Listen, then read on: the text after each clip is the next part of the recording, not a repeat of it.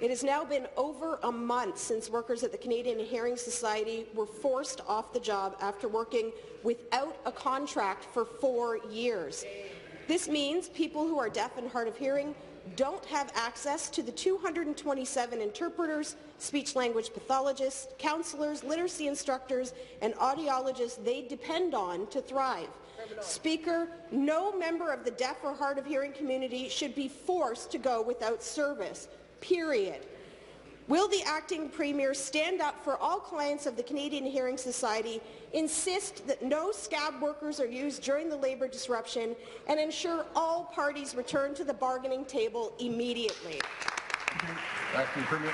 Minister of Community and Social Services. Minister of Community and Social Services. Well, thank you very much, Mr. Speaker, for the question, because, as the member knows, contract negotiations are a matter between the agency as the employer and the union, and I'm sure the Minister of Labour will want to follow up on the supplementary. We certainly encourage the union and the agency to get back to continue contract negotiations, because we certainly hope that the matter will be resolved for as quickly as possible, because, of course, the Canadian Hearing Society does.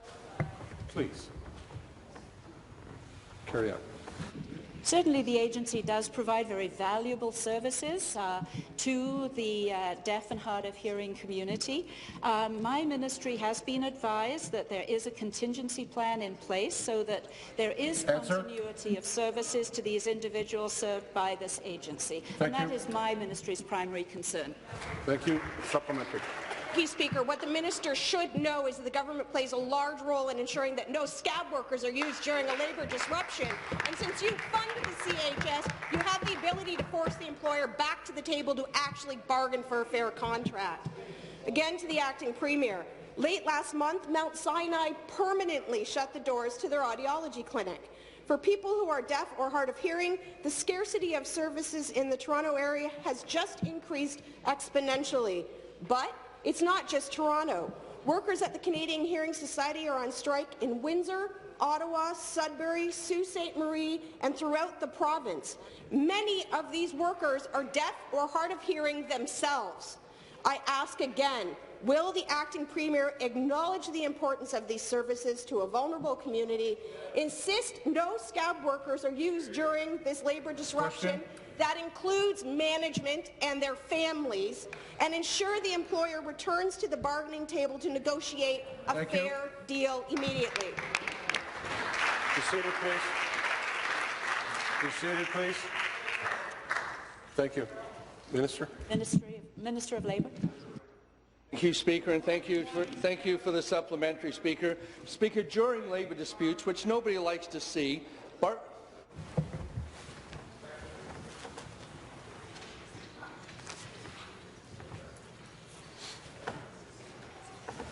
Minister.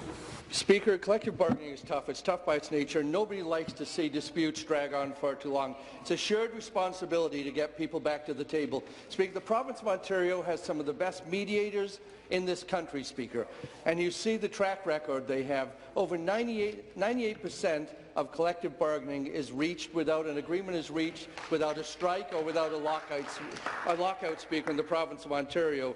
So we're involved with this. We want to see an end to it, Speaker, but we'll take no lessons from the NDP. Last year, 18 work stoppages. NDP were in power, 139, Speaker. That record speaks for itself. Thank you. Your question, the member from Northumberland, Quinte West. Well, thank you, Speaker. Speaker, my question is to the Minister of Labour.